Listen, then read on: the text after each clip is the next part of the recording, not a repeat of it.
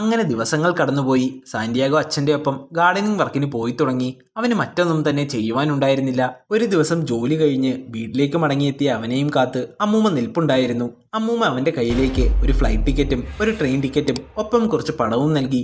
സാന്റിയാഗോയിൽ അത്ഭുതവും സന്തോഷവും സങ്കടവും വന്നു. അവൻ അമ്മൂമ്മയോട് എവിടെ നിന്നാണ് ഇത്രയും പണമെന്ന് ചോദിച്ചു.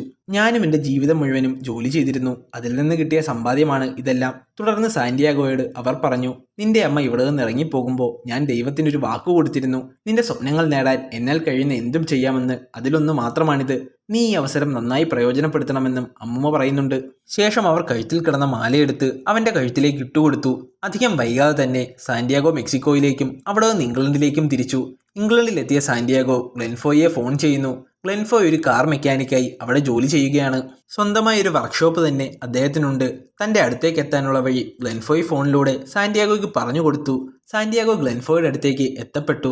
ഗ്ലെൻഫോയ് അവനെ വീട്ടിലേക്ക് കൂട്ടിക്കൊണ്ടുപോയി. അയാൾ അവിടെ ഒറ്റയ്ക്കാണ് താമസിക്കുന്നത്.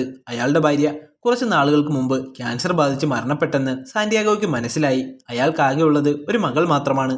പിറ്റേന്ന് ഗ്ലെൻ സാന്റിയാഗോയെയും കൂട്ടി ന്യൂകാസ്റ്റിൽ മാനേജറിന് മുമ്പിലെത്തി. മാനേജർക്ക് ഗ്ലെൻഫോയ് വിളിച്ച കാര്യം തന്നെ ഓർമ്മയുണ്ടായിരുന്നില്ല. രാത്രിയിൽ ഗ്ലെൻ വിളിച്ചതുകൊണ്ട് തന്നെ അദ്ദേഹം അത് ഓർത്തതുമില്ല. ഇരുവരും സംസാരിച്ച് സാന്റിയാഗോയ്ക്ക് ഒരു ട്രയലിനുള്ള അവസരം മാനേജർ കൊടുക്കുന്നു. അടുത്ത ദിവസം തന്നെ സാന്റിയാഗോ ട്രയൽസിനായി ക്ലബിലേക്ക് എത്തി. ക്ലബ് കോച്ചായ മാൾ ബ്രാത്വൈറ്റ് അവനെ സ്വാഗതം ചെയ്തു. കൂടാതെ താനും ഗ്ലെന്നും പണ്ട് മുതലേ സുഹൃത്തുക്കളാണെന്ന് അവനോട് പറയുകയും ചെയ്തു. അവിടെ നിന്ന് സാന്റിയാഗോ ട്രയൽസിനായി ബ്രാത്വൈറ്റിന്റെ കൂടെ ഗ്രൗണ്ടിലേക്ക് പോയി. അന്ന് നല്ല മഴയുള്ളൊരു ദിവസമായിരുന്നു.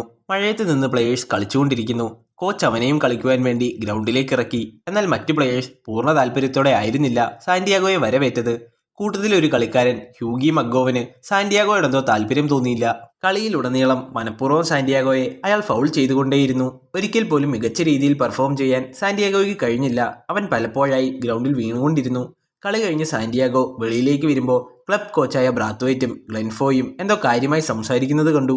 വിഷമത്തിൽ ഗ്ലെന്നിൻ്റെ അടുത്തെത്തിയ സാന്റിയാഗോ തനിക്ക് നന്നായി കളിക്കാനുള്ള കോൺഫിഡൻസ് നഷ്ടപ്പെട്ടുവെന്നും നാളെ താൻ ഉറപ്പായും മികച്ച രീതിയിൽ കളിക്കുമെന്നും പറയുന്നു.